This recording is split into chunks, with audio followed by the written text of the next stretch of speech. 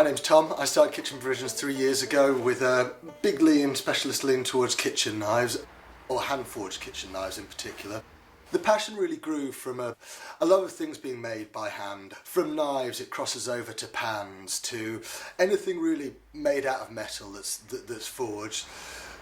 The real passion for knives grew out of time spent in professional kitchens, but now I'm doing a lot of in-house sharpening and in-house teaching, and I have to say I do enjoy it. Previously you'd walk in kitchens for the first time and be a little nervous about your first shift, and now I feel that you walk in, people want to talk to you because you're the knife sharpener. You make their life a little bit easier. My other half taught English as a foreign language in Japan, so we quickly took a trip out there. That was really the catalyst, seeing the knives be forged in person. The craftsmen that are involved in the process out there was truly fascinating. They stopped the production of samurai swords, apart from for ceremonial and military purposes.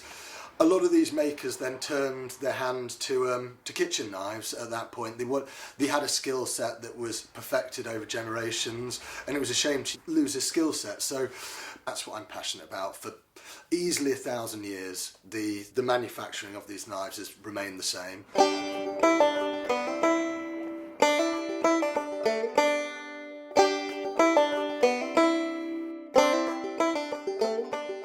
In front of me here I have a 1000 grit Shapton Splash and Go stone. I absolutely love them. They work on anything. The grit of the stones is a lot like the grit we see on sandpaper. So the 1000 grit stone is your go-to stone for daily, weekly sharpening, and then the 5000 is just to finish it off, polish the edge at the end, and it certainly helps with edge retention. I just need to drip water on them, cover the surface, and we can sharpen.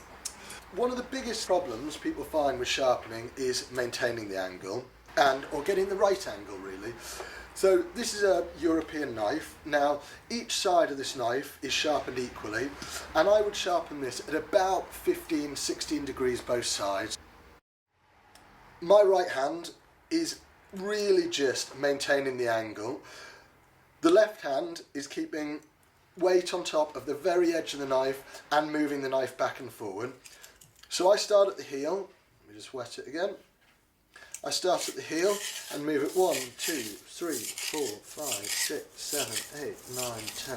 Then I move it down 1, 2, 3, 4, 5, 6, 7, 8, 9, 10. 2, 3, 6. Now as I come to the part of the blade where it curves up, I don't change the angle at all in my right wrist. I just lift it up to accommodate the curvature of the knife. And you can see the water on the stone, if you're doing it correctly, bulge away from the edge when you're on the bevel.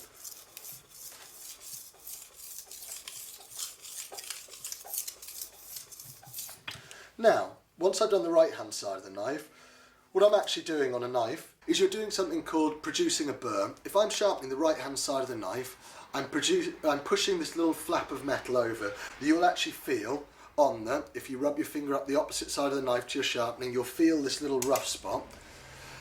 You then need to remove this burr from the left hand side of the knife and then start sharpening the left to push it over, and gradually you're producing this on both sides till it gets smaller and smaller and creating the triangle shape we associate with the knife edge.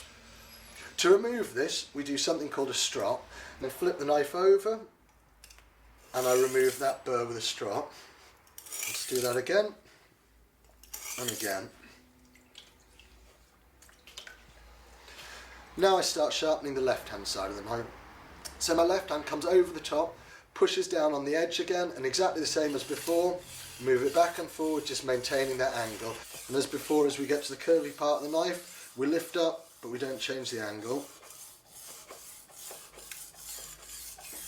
With these Shapton stones, the amount of water that's on the stone now is just about perfect. Now when I re-add water, I don't clean away this dark slurry, because that certainly helps with cutting the steel. Now we've sharpened the left hand side of the knife, so obviously we produce the burr on the right hand side. So on this side we flip the knife over and do the same strop movement away from the edge, but this time I do it from tip to heel. What I generally do is I count from 10 strokes on each part of the knife and then 10 strokes on the other side. Then I go 8 on this side, all the way down the knife. And after you've done this down to about 4, I just do about 5 strop movements on each side of the knife. Now we'll move to the 5000 grip.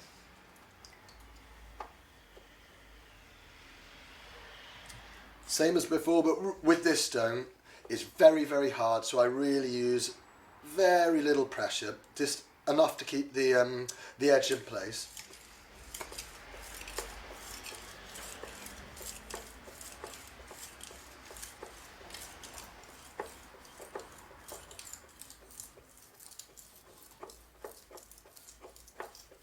Now normally, obviously, I would spend a little bit longer doing this, but I think a knife like this can take anywhere from 5 minutes up to 15 minutes to sharpen. Once I've done, I like to strop a knife. This is just a bit of leather. We do sell these, stuck on a bit of hardwood that I load with a polishing compound, so a lot like Jeweler's Rouge. Now, I go on the rough side first and then the smooth side. So same strop movement. It's important to go away, otherwise you can see the cut marks in here. And this just absolutely makes sure to remove that micro burr and really refine the edge and give it a mirror polish as well.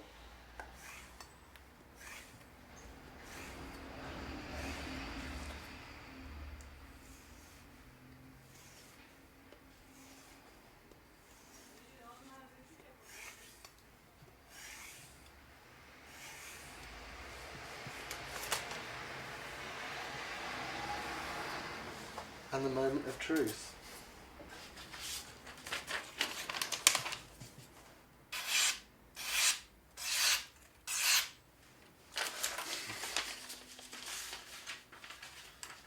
I'm quite glad that was sharp.